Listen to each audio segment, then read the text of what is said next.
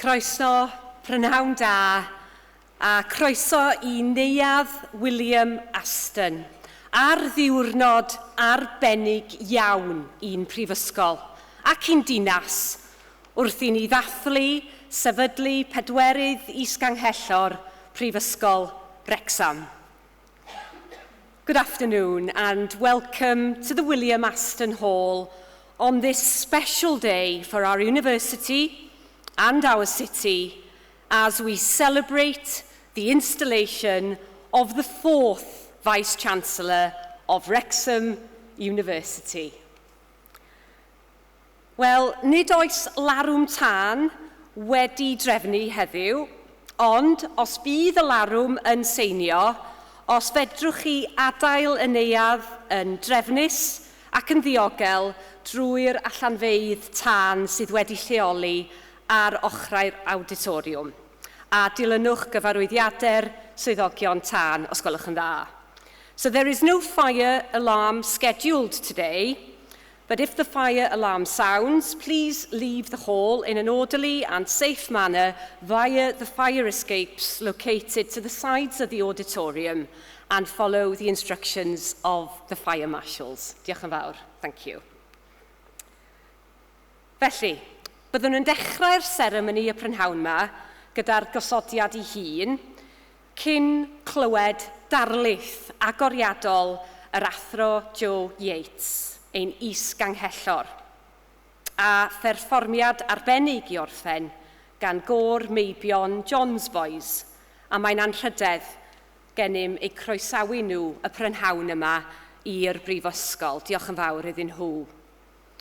We will start the ceremony with the installation itself, before hearing the inaugural lecture of Professor Joe Yates, our Vice-Chancellor, before ending with a performance by John's Boys Male Voice Choir, and we are honoured to welcome them here to the university here today on this special occasion. Felly, I ddechrau'r ceremony, mae'n rhoi pleser mawr I mi wahodd Dr Lee Griffin, cadeirydd Bwrdd Llywodraethwyr Prifysgol Wrecsam, I agor y seremoni y prynhawn yma. To open the proceedings, it gives me great pleasure to invite Dr Lee Griffin, Chair of the Board of Governors of Wrexham University, to open the ceremony.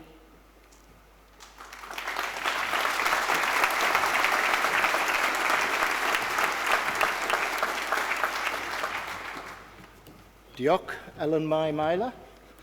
Prynhawn da, ladies and gentlemen, distinguished guests, great to see so many of you here today for what is a really important milestone for any university and a very proud one for Wrexham University.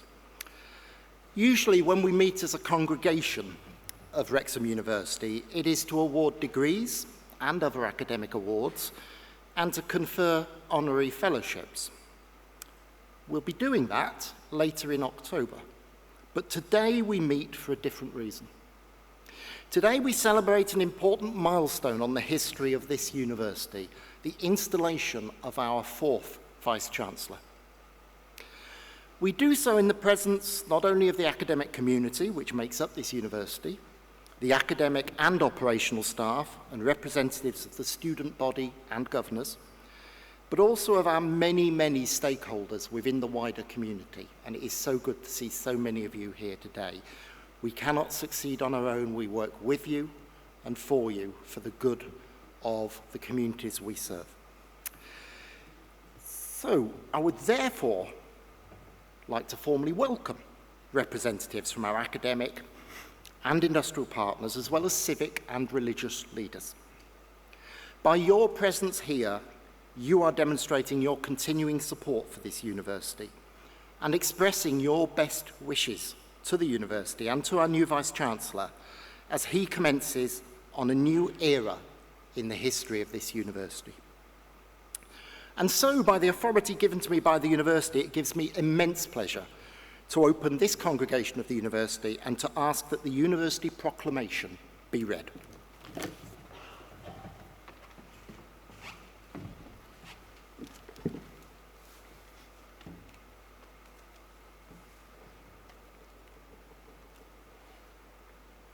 Hyder trwy addysg. Bydded hysbys i aelodau'r brifysgol ac i bawb sydd yn bresennol. Y cynhelir heddiw ar y dyddiad yma, dydd Mercher yr ail ar 15 o Fedi 2025, yn Ninas Wrecsam, gynulliad awdurdodedig Prifysgol Wrecsam, i sefydlu Is-Ganghellor newydd y brifysgol. Yna, dy oleuni a gyfyd mewn tywyllwch. A tywyllwch a fydd fel hanner dydd. A rhai a fyddant ohono ti a adeiladant yr hen ddiffeithleoedd. Y mae digonedd o air ac o emau, ond geiriau deallus yw'r trysor gwerthfawrocaf. Hyder trwy addysg. Confidence through education. Be it known to members of the university and to all here present that an authorised congregation of Wrexham University is being held here in the city of Wrexham this day, Wednesday, 17th of September 2025, to install a new Vice-Chancellor of Wrexham University. Then shall thy light rise in obscurity, and thy darkness be as the noonday. And they that shall be of thee shall build the old waste places. There is gold and a multitude of rubies, but the lips of knowledge are a precious jewel.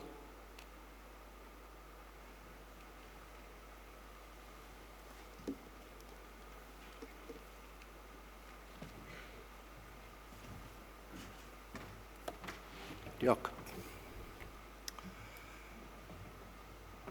Let me tell you a bit about Joe. A respected academic and a strong advocate for social justice. The career of Professor Joe Yates spans frontline social work, criminology, and higher education leadership. Raised on Merseyside, you'd never guess, would you? Joe's upbringing instilled in him a strong sense of community and fairness. He studied history, politics, and media, followed by an MA in social work at Nottingham University, and later earned a DPhil in criminology and social policy from De Montfort University. Before entering academia, he spent 15 years working in social services and criminal justice, including time spent as a social worker, a probation officer, a youth worker, and a youth offending manager. These experiences shaped his very evident commitment to improving outcomes for vulnerable and marginalised groups. In 2007, Joe joined Liverpool John Moores University as head of criminology. He co-founded the Centre for the Study of Crime, Criminalisation and Social Exclusion, and later became director of the School of Humanities and Social Science. He also led the development of the Liverpool Centre for Advanced Policing Studies. His research focused on youth justice and policy responses to children involved in crime and antisocial behaviour. He's contributed to national policy through work with the College of Policing, the Home Office, and the Youth Justice Board, and he's collaborated with charities and community organisations to ensure research has practical impact. Joe has held various voluntary roles, including school and college governance, and the Regional Governance Board from Cradle to Career, a Liverpool-based initiative tackling educational inequality. When we were setting out on the recruitment process for our new Vice-Chancellor, the Board of Governors sought an individual that would bring visionary leadership, strategic insight, and a really deep insight and commitment to collaboration and civic engagement.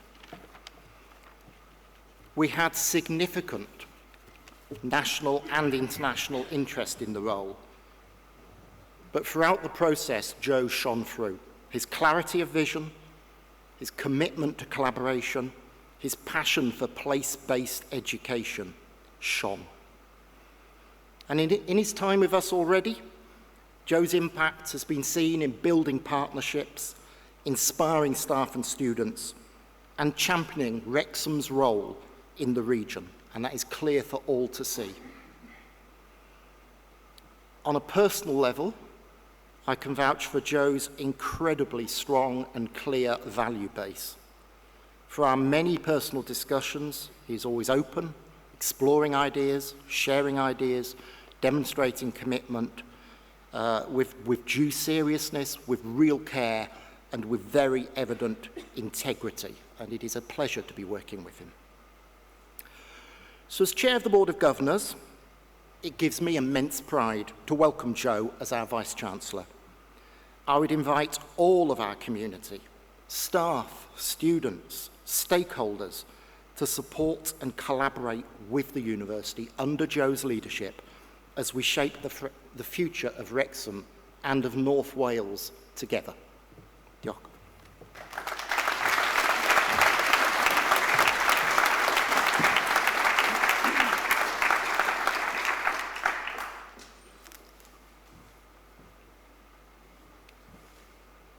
Wa gai ofyn yn awr I Joy Morton, clerc I Fwrdd Llywodraethwyr y Brifysgol, I ddarllen penderfyniad y bwrdd. I would now like to ask Joy Morton, the clerk to the University's Board of Governors, to read the resolution of the board.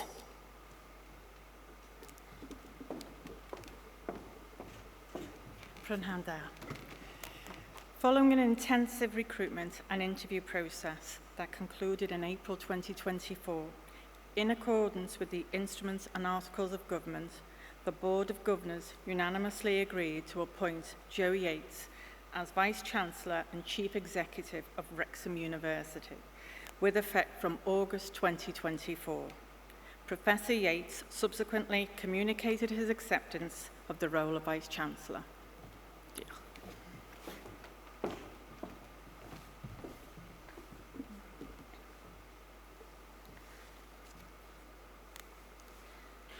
Symudwn ni nawr at y pwynt yn y seremoni lle mae'r Is-Ganghellor newydd yn tynnu llw ei swydd ac yn derbyn copi o offerynnau ac erthyglau'r brifysgol a sêl awdurdod y brifysgol.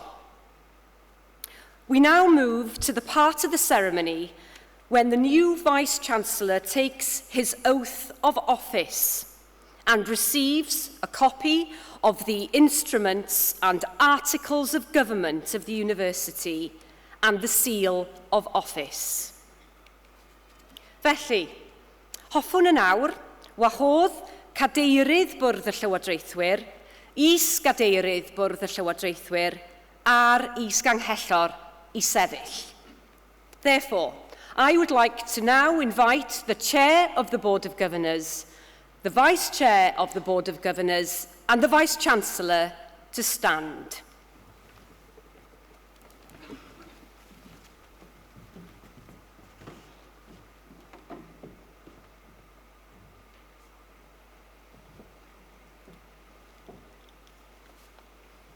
Chair, I present to you Professor Joe Yates as Vice-Chancellor and Chief Executive of Wrexham University, and I ask that you administer the oath of office.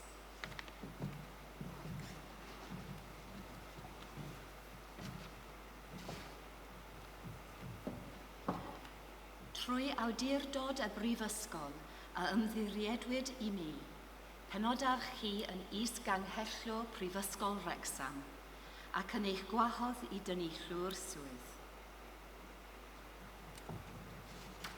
By the authority of the University, I appoint you Vice-Chancellor of Wrexham University and invite you to take the oath of office. Yngmwyth y crau syth yn bresennol ac o'n llawn o'n wybodol o alwedigaeth uchel. Comeraf fel Is-Ganghellor Prifysgol Wrecsam. O'r edifwy Athro Yates. Yn tynnu clw I ymrwy. Fy hun I Prifysgol Wrecsam. Hywyddiad, gwybodaeth, datblygiad economaeth a cymdeithasol Gogledd Cymru. A cles staff am y fôwi Prifysgol. In the presence of those assembled here and in the full realisation of the high calling I assume as Vice-Chancellor of Wrexham University, I, Professor Joe Yates, do hereby swear to devote myself to Wrexham University, the furtherance of knowledge, the economic and social development of North Wales, and to the well-being of all the university staff and students.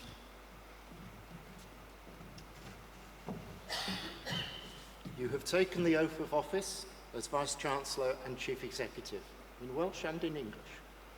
May I now present you with the instruments and articles of the University and the University Seal. I received the instruments and articles of government of the University and the University Seal, and I undertake to perform my role as Vice-Chancellor and Chief Executive to the best of my ability and in accordance with the articles of government.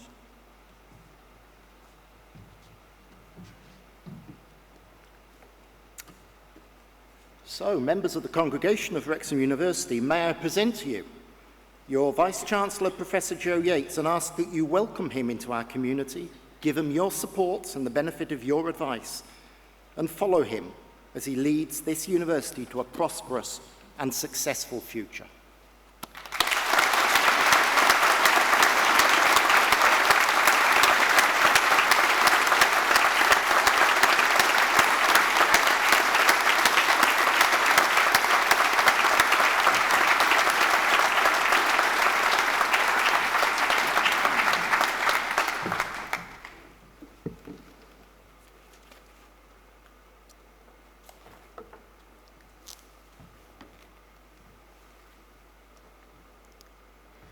Dyma ddarlleniad I chi o If gan Rudyard Kipling.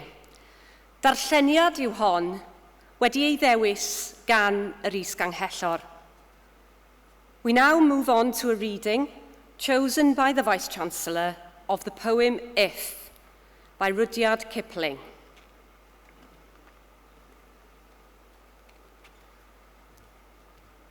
If you can keep your head when all about you are losing theirs and blaming it on you, if you can trust yourself when all men doubt you, but make allowance for their doubting too, if you can wait and not be tired by waiting or being lied about, don't deal in lies. Or being hated, don't give way to hating. And yet, don't look too good, nor talk too wise. If you can dream and not make dreams your master, if you can think and not make thoughts your aim, if you can meet with triumph and disaster and treat those two impostors just the same, if you can bear to hear the truth you've spoken, twisted by knaves to make a trap for fools, or watch the things you gave your life to broken, and stoop and build them up with worn-out tools. if you can make one heap of all your winnings and risk it on one turn of pitch and toss, and lose, and start again at your beginnings and never breathe a word about your loss. If you can force your heart and nerve and sinew to serve your turn long after they are gone, and so hold on when there is nothing in you except the will which says to them, hold on. If you can talk with crowds and keep your virtue, or walk with kings nor lose the common touch, if neither foes nor loving friends can hurt you, if all men count with you, but none too much,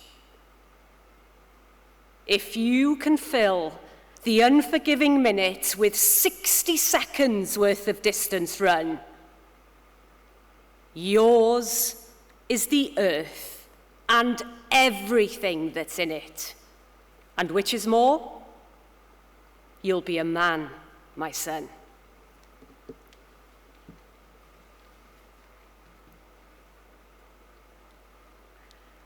Wel, hoffwn yn awr, wahodd yr Is-Ganghellor, yr Athro Yates, i draddodi ei ddarlith athrawol gyntaf.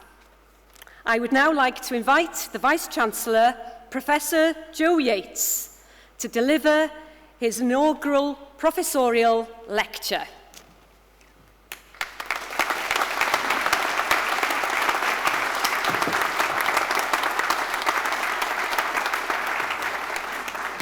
Pryn yn da, and croeso to Prifysgol Wrecsam.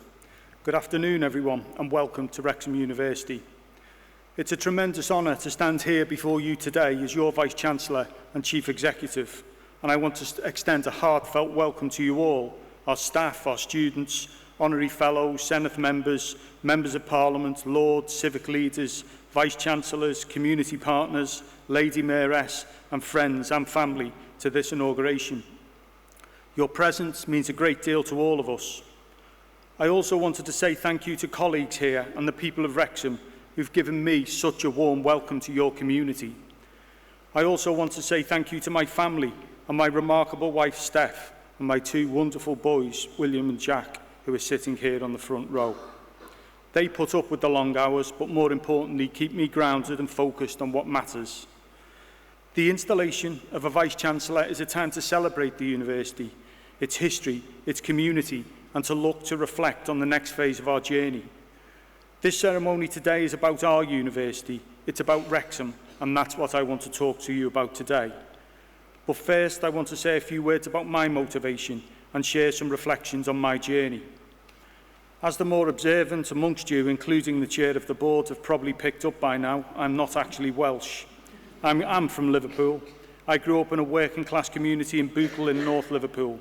My father was a lorry driver and my mother worked in Johnson's the cleaners and the nights at the Gyro Bank, as well as bringing up 6 children. My grandparents on my mother's side were Irish immigrants. My Irish grandfather was a docker and my Irish granny Bridget was a cook. And just for the record, they most certainly did arrive on small and medium-sized boats. My grandfather on my father's side, John, was a carter working on the docks in Liverpool, and my grandmother, Martha, a Lancastrian, was a mill worker.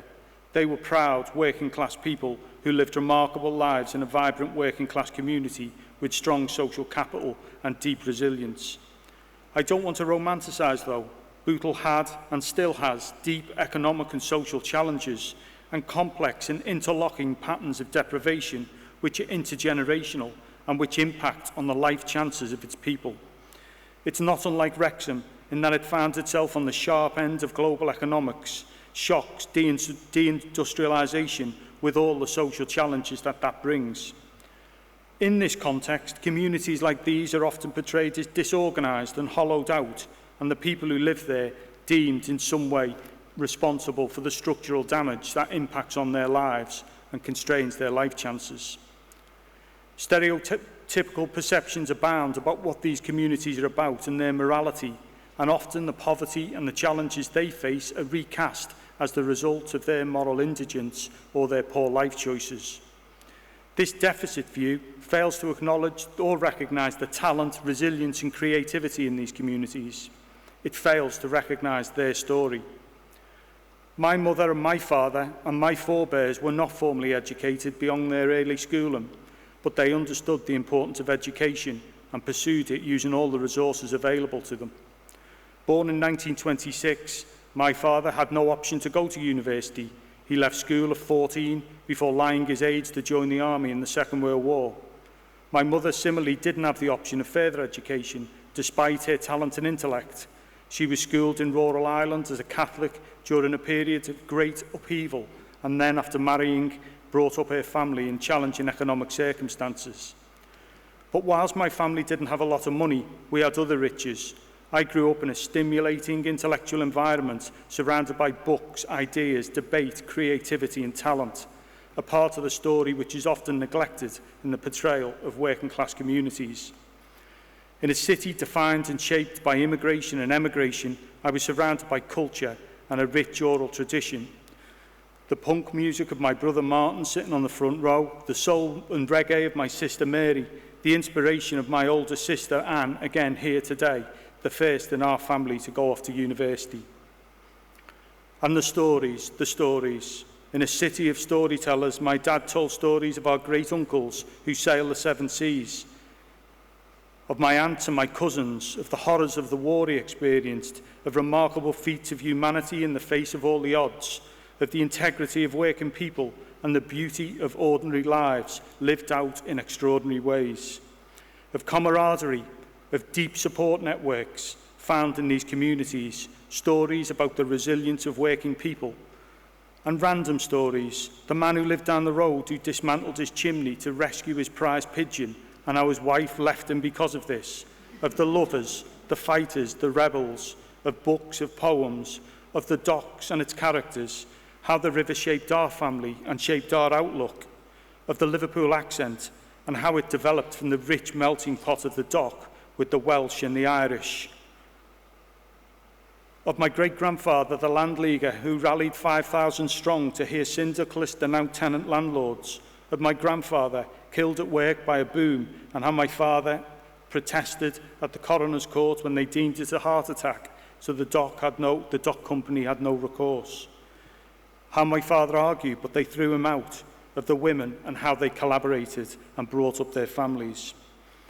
When we tell the intellectual history of Britain, this story doesn't include these voices. Too often it begins and ends with elites, with philosophers, with prime ministers in ancient universities.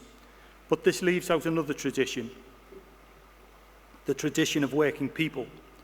For centuries, working people have told their stories, debated and written and created ideas outside formal institutions.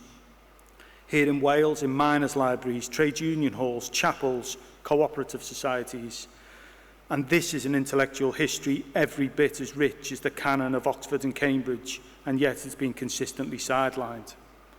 Why? Because first, intellect was too narrowly defined. Second, bias meant that working-class writers, when they were published, was often only seen as evidence of poverty rather than thinkers in their own right. Radical movements from Chartism to Landleaguers were dismissed as agitation rather than recognised as legitimate political ideas. And education. University prized abstract disciplines, while technical colleges, union schools and adult classes were kept to the margins.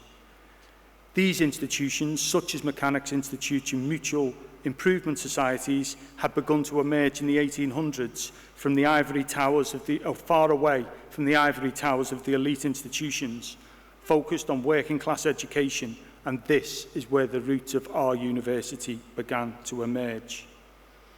They aim to educate artisans, engineers and tradespeople in applied science, mechanics, literacy, often funded by subscriptions and philanthropy, offering lectures, discussion groups and small lending libraries, evolving later into the technical education of the 19th century. So what's all of this got to do with today? Well, Wrexham University is part of this tradition. Its history dates back to 1887 with the establishment of the Wrexham School of Science and Art. the region's first formal higher education institution, providing education for working people. In 1924, degrees were first offered in science here in Wrexham. In 1927, the institution, renamed Denbighshire Technical Institute, was renamed and recited with a £10,000 donation from the Miners' Welfare Fund.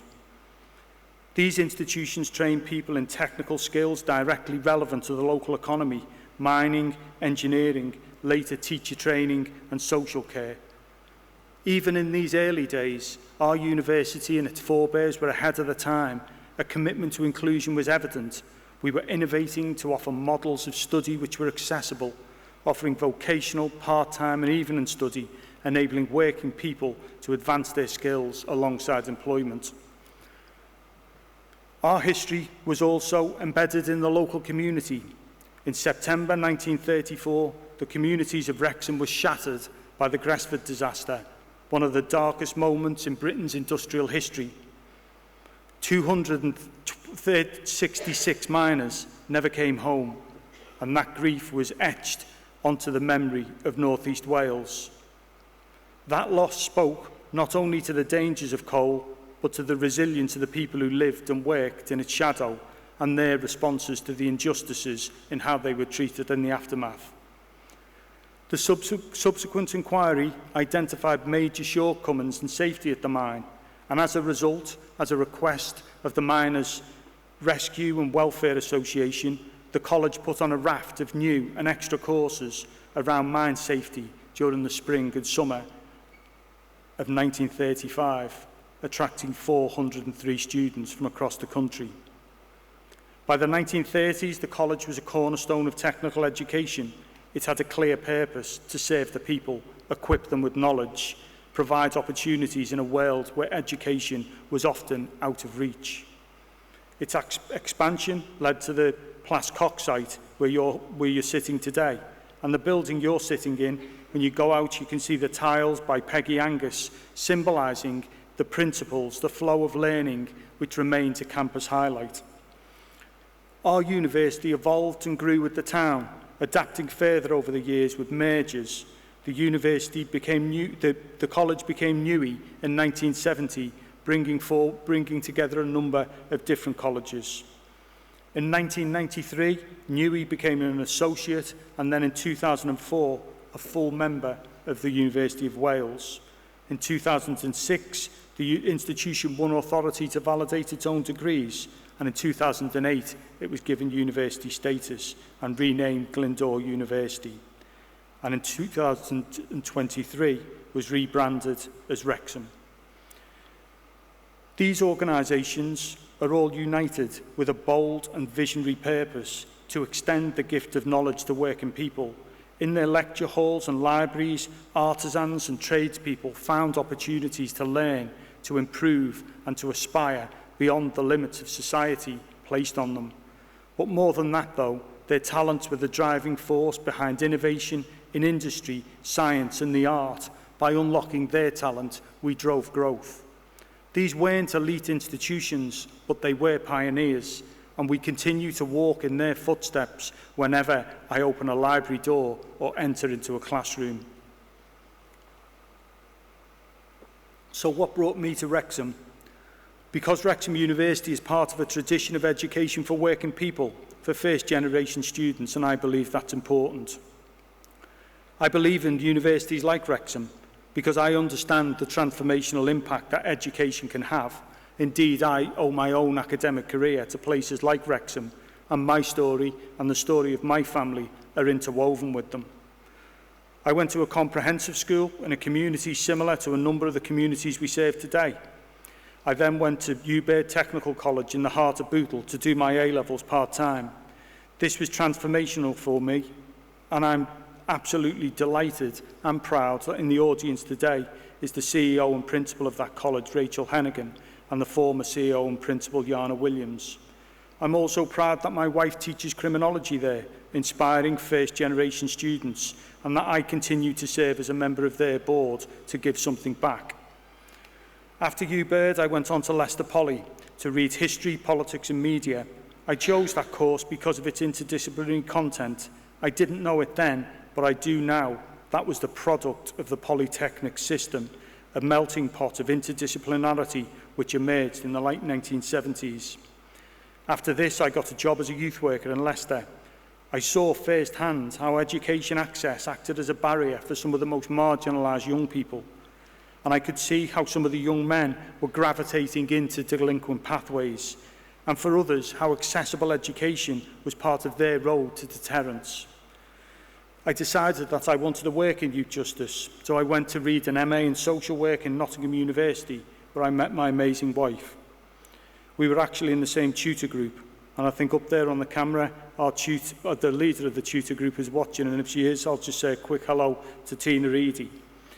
The course exposed us to discussions around power and actualisation, exploring new ways of working with people to enact changes in their lives through social work techniques, new ways of seeing and understanding the world delivered by passionate and inspirational lecturers who are making profound interventions in their field.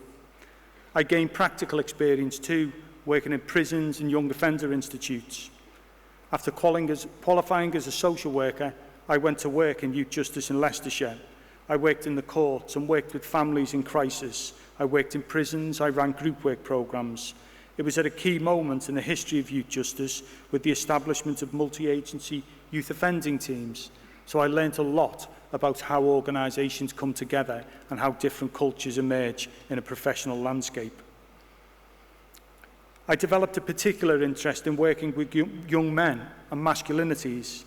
Long before discussions of toxic masculinity, I was researching why young men committed crime and their vulnerabilities, reading the work of Connell and Messerschmitt, exploring barriers and vulnerabilities for young working class boys, searching for meaning in a landscape where old certainties of the transitions from boyhood to manhood have become hopelessly fractured, and debunking stereotypes around these young people we wouldn't tolerate for any other group. Thirsty to understand more, I went on to DMU to read a PhD under the supervision of Brian Williams and David Ward. These places of learning opened up new vistas for me and provided the foundation for a successful career over the next 15 years in youth justice. Coaxed into the academy in about 2003, I joined DMU as a lecturer teaching probation officers. After developing their applied criminology programme, I left DMU in 2007 to join John Moores University. As Lee said, I served as Head of Criminology, Director of Humanities and Social Science, and later as a Pro-Vice-Chancellor.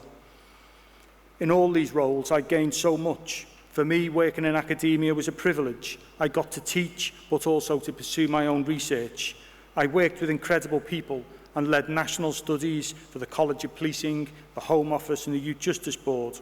I conducted work on dangerous young offenders, and I explored their motivations and best ways to manage them in society. I explored risk, power, crime, alienation, the impact of policing on black victims, how antisocial behaviour orders were being used on children with learning disabilities. I was a polymath, and I found a natural home in criminology. I could draw insights from a range of social science and creative disciplines. One day I could be researching the impact of theatre techniques on young offenders, and the next looking at the activities of big private providers gaming the economy of the criminal justice system. I worked in the Balkans, directing the International Youth Justice Symposium in Croatia for 10 years, in a space where East met West, where scholars from across the divide could exchange views. Strategic leadership pulled me away from my research, but the quid pro quo was my intellectual curiosity was satiated as I got more exposure to different disciplines. In my first day of Director of Humanities and Social Science at John Moores, I was thrown into helping resurrect a project on the archive of working class writing with the incredible English department. As I developed, more opportunities became available, and with each one, new challenges, and from each of those, new opportunities. Leading the Faculty of Arts, Professional and Social Studies with art, screen, creative writing, helping reposition business, developing degree apprenticeships, developing outreach in the art school, understanding the impact of the creative and digital sector, and delivering inclusive growth through the economy. Working to develop a centre for educational leadership. Externally, working with Professor Phil Redmond to try to secure Channel 4's move to Liverpool. Chairing hyper-local place-based change initiatives in my own community. Sitting on a range of boards. And all the time working with incredible students and watching them and having the privilege of seeing them excel.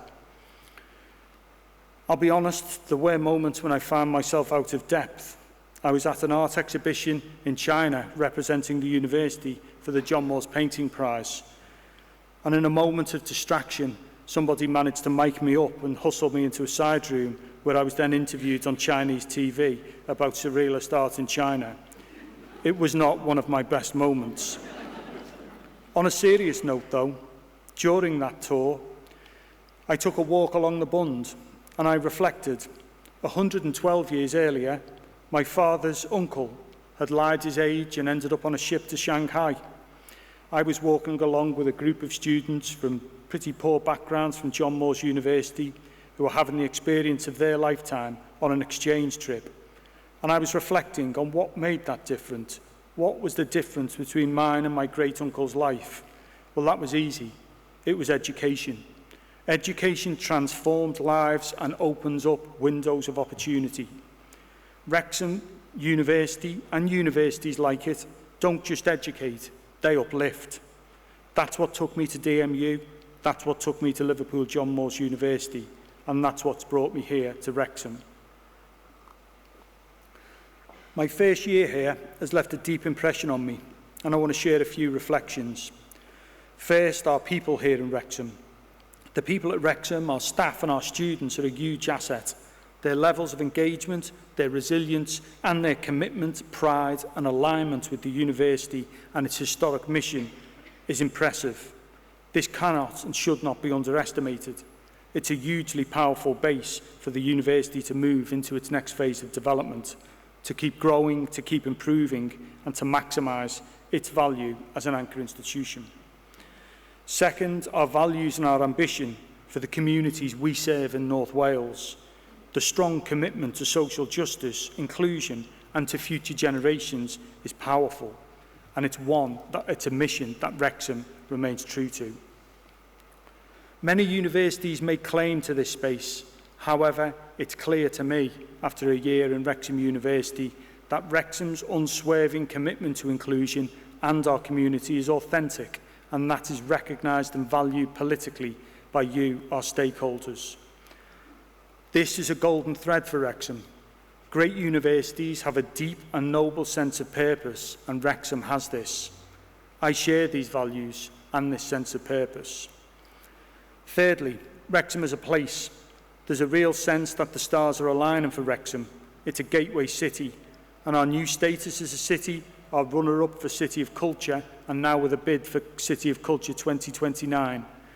The international glow of the football team, the investment zone, the North Wales growth deal, our proximity to not one but two free ports in Liverpool and Holyhead, nuclear developments in Ynys Môn, with opportunities with the Mersey-Dee Alliance, other opportunities emerging in industries such as advanced manufacturing, creative and digital, green energy, tourism, financial services and engineering, as well as opportunities in the public health and criminal justice sector. Wrexham University is already aligned with these priorities in North Wales, and with the support of the Ambition Board, developed the Ffrwd building here on campus, which will drive new innovations in engineering. However, I believe there are other huge opportunities emerging, and our university, working in partnership, will be at the beating heart of the skills ecosystem in North East Wales, a leader of place, powering growth, providing skills for the future generation as our forebears have. These, for me, are really strong foundations, but as your Vice-Chancellor, I will need to lead with you, Wrexham University, through some of the most challenging times for the sector. Too often, universities lean towards introspection, and this internal focus can blind us to the scale of the challenges and what is at stake. It's important at Wrexham that we're aware of this and that we face into these challenges. The world around us is rapidly changing, politically, economically and socially, We face challenges in terms of technology and global instability, with disinformation abounding. In the HE sector, not a week goes by without coverage of a university in some kind of financial trouble. Our future here at Wrexham University depends on how we respond and how we adapt to these challenges. The universities who will survive will be learning organisations who are quick to adapt, who are willing to think and act differently, willing to engage creatively with the new landscape. Those who look to the future, horizon scan, and have the courage to be unapologetically bold, entrepreneurial, and to dream and to achieve a shared vision. Over the last year, we've been busy positioning ourselves and have developed a blueprint for the next phase of Wrexham University's journey, our Wrexham 2030 strategy. Our aim is simple: to be a world-leading modern civic university, regionally and globally engaged, delivering skills and impactful research which drive economic growth and innovation, but we do this for the well-being of our current and future generations. What does this mean? Well, a modern civic university for us is a higher education institution that blends academic excellence with a strong, deliberate commitment to serving its city, its region, and wider society. The civic element emphasises responsibility beyond the campus, while the modern highlights our adaptability to today's global challenges. Our vision is for a Wrexham University which puts students at the heart, which drives innovation, is at the heart of the skills ecosystem, which delivers for North Wales whilst projecting itself internationally. A Wrexham University which is true to its roots, its values and its mission for North Wales and Welsh culture. A Wrexham University which not only leads the sector, but thinks outside the box, challenges the status quo, and shapes, not just responds, to the debate. Whilst this vision is our North Star, our values guide our behaviours and how we get there. We've made a commitment to excellence. Put simply, we believe our students and our communities deserve the best. Inclusion. We'll be purposefully inclusive, making sure we open doors and unlock talent. That we will collaborate, because we believe collaboration unlocks solutions. Within the ecosystem of North Wales, with its FE partners, and I'm delighted to see Aled and Yana both here today from Coleg Cambria and GLLM, whether it's the football club, whether it's the Wrexham Gateway with City Renewal, or whether it's about the deep partnerships we're developing to realise a new business gateway. We're also committed to transformation. As the world changes, we need to adapt, whether it's looking at how digital systems will transform our portfolio and systems within the organisation, or how we engage with emerging technologies. We're also committed to sustainability, critically financial sustainability in a landscape which is increasingly challenging, but also in terms of our commitments around climate change.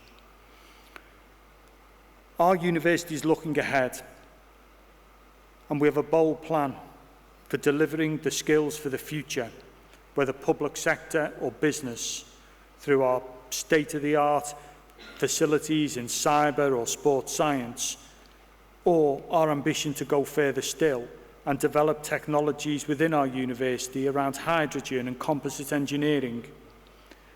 It's about our university acting as an engine for social mobility. We've ranked first for inclusion for the last 7 years. We'll build on this work with our children's university, developing partnerships to unlock that potential in our hardest to reach areas. It's about pioneering solutions for the real-world challenges of the 21st century and opening up new vistas in innovation through our research and our enterprise activities. Our future is also about Cymraeg, a living language. It's about celebrating and supporting Welsh language and culture. Our Eisteddfod this year in Wrexham was a chance to gather on the maes, to stand with our communities, to celebrate creativity and share knowledge that will shape tomorrow. It's underlined for me as an Englishman how education and culture together can inspire a confident, bilingual and global Wales. The gwaddol or legacy of this year's Eisteddfod is for the first time we've enshrined in our strategy our commitment to the Welsh language. It's also about being a university for Wrexham, Wales and the world, and leveraging our global connections to bring back investment and partnerships which will benefit the people of Wrexham. But right at the heart of all of this, it's about our people. It's about our staff, our students and the people of Wrexham and North Wales.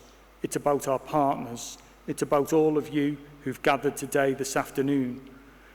We recognise that at its heart, being a civic university is about relationships, it's about trust, it's about relevance, and it's about listening.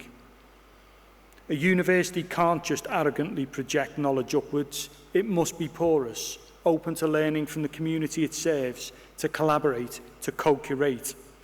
Our people in Wrexham do just this, and there's an authenticity and generosity in their approach, something which has deeply impressed me. It's also about our civic mission, and every student who studies here, every member of staff, every partner we work with, and every business we partner with is part of that civic mission.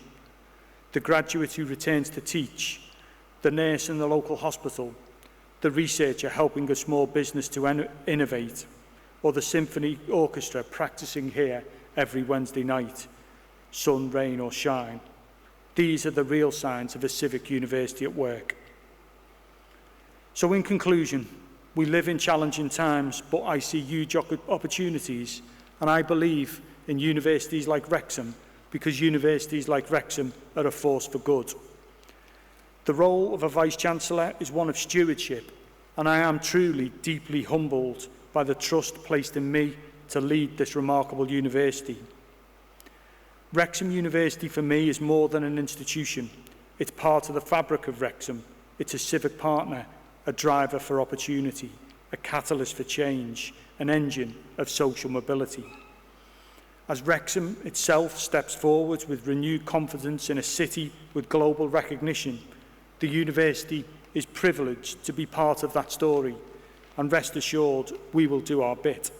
We will not forget our roots and where we come from, because this shapes our values, and through our Wrexham 2030 strategy is imprinted on our strategic intent. So I want to ask you to leave this hall knowing that your university is here for this place, Wrexham and North Wales. We rise when this community rises, and we succeed when Wrexham succeeds. Diolch yn fawr. Thank you.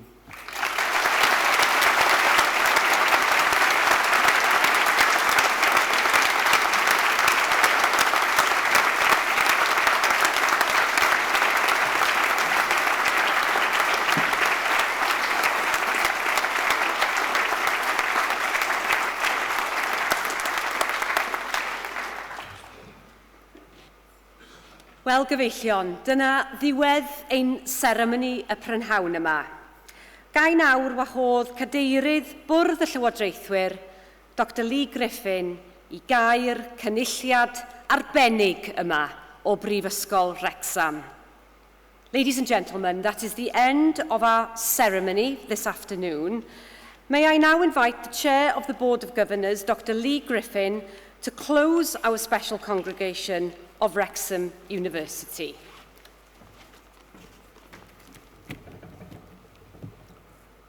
Diolch. I can't follow that really. Just to say that your compassion, your commitment to this university and the communities we serve resonates so strongly, and it's so good to have you on board, Joe. So, now go on to the formal bit. In the presence of members of Wrexham University and in a congregation authorised by the university, you have witnessed the installation of Professor Joe Yates as Vice-Chancellor of Wrexham University in accordance with the orders of the Privy Council and resolutions of the university. He is therefore warmly welcomed into his role. We wish him strength and long life to enjoy the privileges of the role of Vice-Chancellor and to face responsibly those duties which accompany that role. And I'd like to add my own personal congratulations to Joe. I look forward to working together in the years to come. And joining you on what I think is an exciting journey and an exciting vision and commitment. That then concludes the business of this congregation, so I would now like to declare this congregation of Wrexham University is closed. Diolch yn fawr.